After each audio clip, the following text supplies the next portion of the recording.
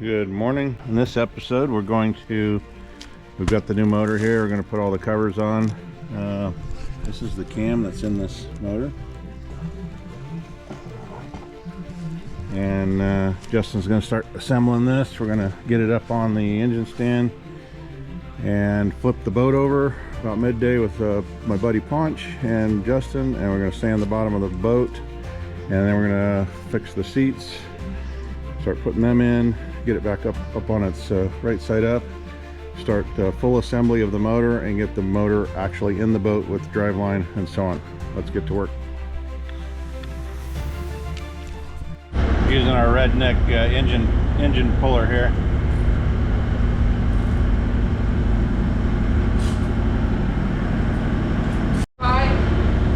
Bring it up high, and now it's this up too. Sweet.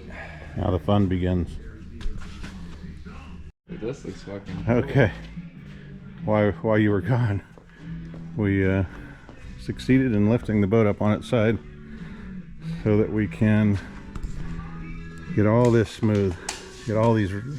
This is all what I would call parasitic drag and flying, but drag that's we're gonna end up with a bunch of drag in the water. So we want this all nice and smooth here. So get after it with the grinders. And we have our official West Coast Electric Service Company and their phone number, one of our sponsors. First time we're using his cord to make the bottom of the Perahna boat pretty. Look at that already. Cherry. So much better.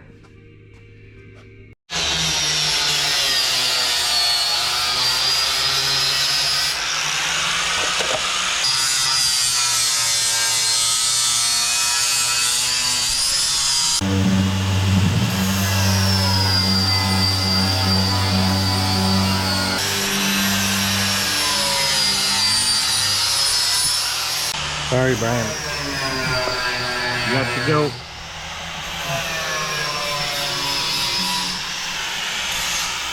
Got to put some paint over that beautiful signature. Thanks for welding it. Look how much better that looks. I feel like a point. Beautiful. You know, it's funny how life works where, sorry, I'm wearing my specs because I can't see. Somehow you just end up meeting people that are the right people for you at that time in your life. And I gotta say, Justin is one of those people. I wasn't sure how I was gonna go about this, and trying to do it the traditional way wasn't working out. And just through a friend of my son who happened to know this guy, turns him on to me. I call him up, and he has been invaluable and is the exact right person for this job. I can't say enough about the type of work this guy is doing. Vintage car designs, doing an awesome job, and he's enjoying this project, which who wouldn't? I'm enjoying it, and I'm the one paying the bills. But it's just funny how that the right people come along in your life that you need at the time you need them. So very cool. Okay, we got most of the red marks out here, and got some red marks here. Why are we putting the red marks on this thing? Put some red marks on each side of our weld here. It helps us take off as little material as possible. We only want to knock the weld down, not take material off of our boat. So by grinding there, then if the red line's still there, then we haven't gone down to where we're tearing this surface off or this surface off, right? Exactly. Yep. Yeah. And then the end result, you barely see a faint red here, which means we're right at the surface. And we got this beautiful line. Look at that beautiful line. You're amazing. Perfect. You might ask why we're spending so much time on the belly of this boat, and the amount of time is going to be probably, in reality, 20-30 hours by the time it's done. But you can see where all the welds are here. Those are high spots with low spots on the edges because it sucks the metal or the aluminum in. You can see where the stringer runs right here. It's welded into the boat here. So all these ripples, and the ripples in the floor here normally be covered by UHMW, which would just follow the shape of the boat, and you'd never know that it wasn't straight. and we're just trying to true up this boat as straight as possible, so that when we're doing speed runs or something really fast, that we're getting no interruptions or no induced drag from the belly of the boat being not straight. So we're going to do everything in our power. This is before, this is after. Huge difference.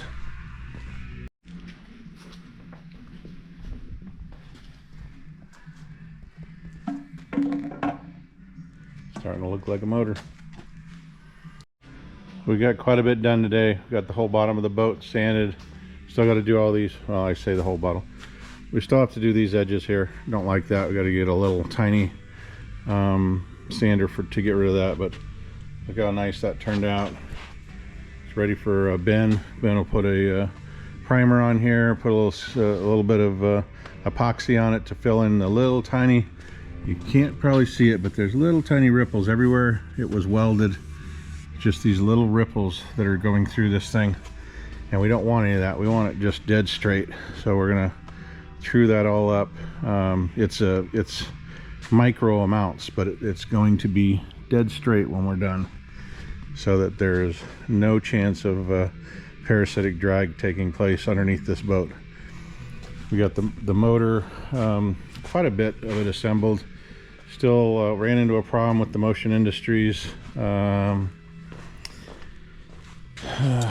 hose, these are all the tubes that go to the water transfer on the block, and Motion Industries system does not fit underneath the BTR intake. It's not tall enough. So unfortunately we're gonna have to make all new lines that run off here and go back. We'll use the Motion Industry catch block here. We'll use the block in here somehow like that, and make that all work and run underneath here and so on. But anyway, we're still going to use their system. We just got to make our own lines. Back at the shop, got our parts we ordered. If you ever come here, just so you're warned.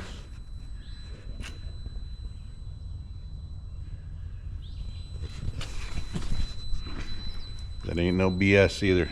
See, I'm dressed not for building today. I have a sales appointment this morning I got to go to, so I can help pay for all this crazy build that we're doing. Last time we were here a week ago, we needed to order some parts, which we've got.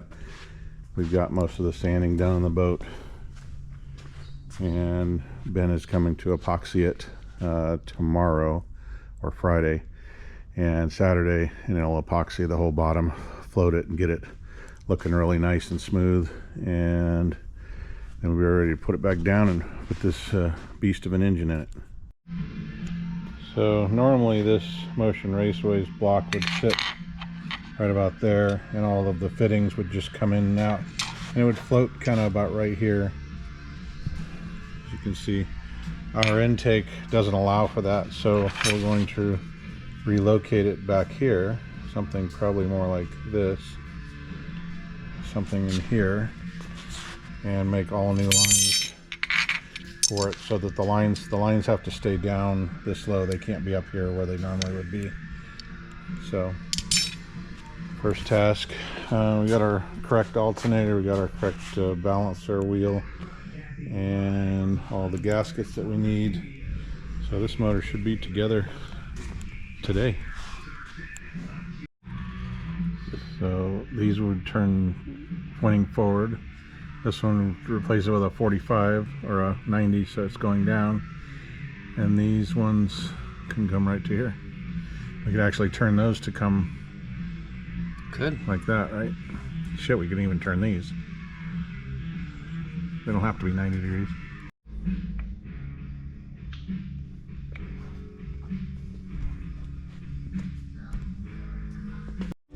Okay, there it is, all done. So for that line right there, gotta make that one up. We're missing a couple fittings, but we can put the intake on now.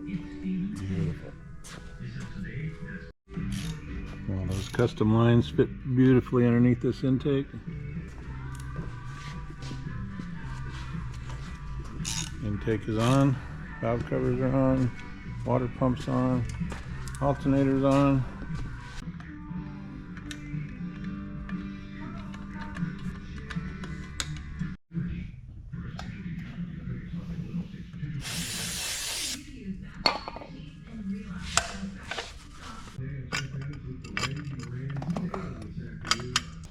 Oil pan's on. Got the bungs. Got to get my coffee this morning. Got the bungs for the turbo returns all buttoned up. This motor is ready to drop in. Got to get the belt for this thing and the other bung for the other turbo, the remote oil. We're good. She is good to go. They're looking through here to put some tabs underneath this, under the dash here. I found a little Easter egg. Little Brian. I don't know if that shows up or not. Left his mark permanently on the Perahna boat.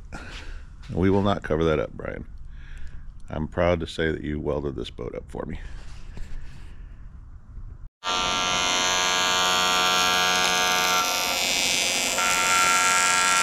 Nice.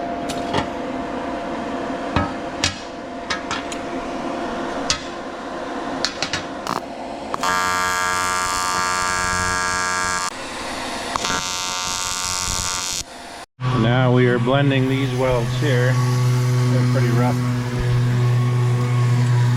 Through here.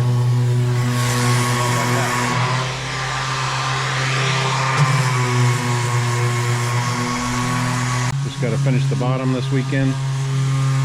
Get everything done here. And then we'll put this thing back on its belly and start installing all the motor and exhaust, all the goodies, start making it look cool again.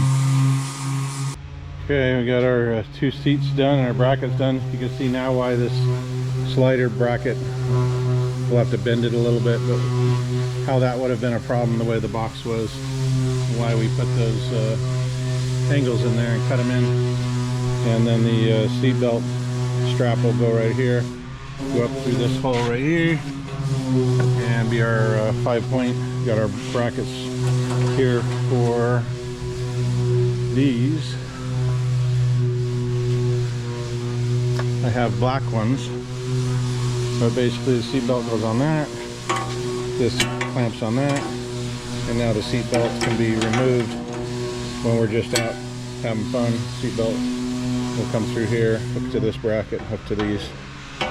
And this side here I might tether, trying to figure out the strength of that, but I might tether that to the floor as well.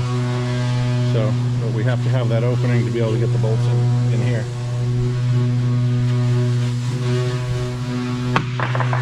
Justin's over here making noise, still cleaning up the bottom of the boat. Oh yeah! Seats and seat brackets, check, done. Ready to go in the boat. Of course, I'll have to come all back off when we powder coat this thing, but they're ready. Okay, so here's where we're at. This is our tape line, so this part of the boat we're just going to try to get as smooth as need be. It's looking pretty darn good right now, even though you can see some of the lines in it. It's actually looking really straight and smooth. This part here, I got a buddy of mine, Benny's coming tomorrow. I think we're going to polish it. I'm going to polish aluminum this and then paint all of this. So when you see the boat coming, it'll have a nice reflective glow, I would think. We'll see how that turns out. The motor is completely assembled. Voila. And ready for ready to be dropped in the boat and put all the exhaust turbos and so on it, and then start running all our hoses. Got our bungs welded in here. Justin fabricated that yesterday, and we had to make a bracket for this piece here because, unbeknownst to me, I thought we were going to run an electric water pump, and I decided against it and ended up having to put this stuff on here, and I cut this bracket off. My fault. ended up putting our steam line into that, and so we had to build our own bracket off the head. Again, another amazing job by Justin on I fabricated it and then he welded it up, made it look nice. So looks like it belongs there. Got our brackets in for our heat exchangers, but we can't run it there. It's going to interfere with the turbo, so we're going to end up putting it on the rail on the frame of the boat there.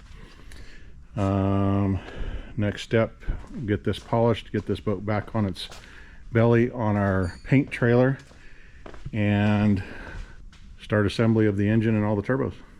So Ben is back here in this, and got this all sanded down to what grade are you at? 600. This is down to 600. Might not look like it, but it's actually very smooth. I'm getting shit all over my hands. And then the rest of this we're doing to 150? 180 right here. 180. Yeah. So the rest of the boat we're just going to do to 180. Just get rid of some of the I don't know how to explain it, but it's just a little bit of texture right in here. Just want to get it as smooth as we can, and less resistance.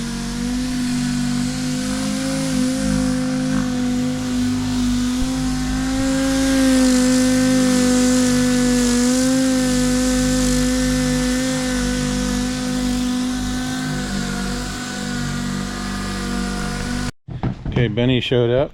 Got all the compounds and stuff. We're going to polish this thing up a little bit so you can make it look like a mirror on the nose here. A little bit of 3,500 RPM. See how this first pass goes.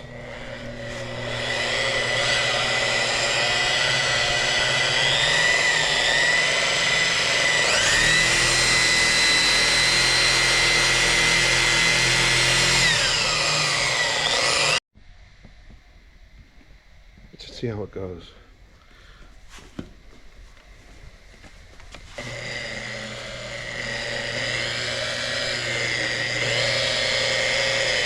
Another feather. It doesn't fling. yeah.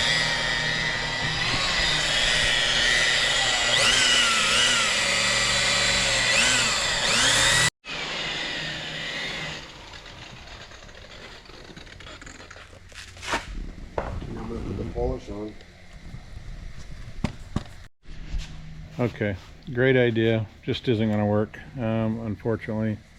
It would, but it's not worth the time and effort. There's microscopic scratches in here, and then the worst part is that there's welds from stuff being welded in here that's going to stand out, and the time it would take to sand those out and get this thing to a polished finish is just not in the cards. So sorry, Benny. It's all good. I'm here to help.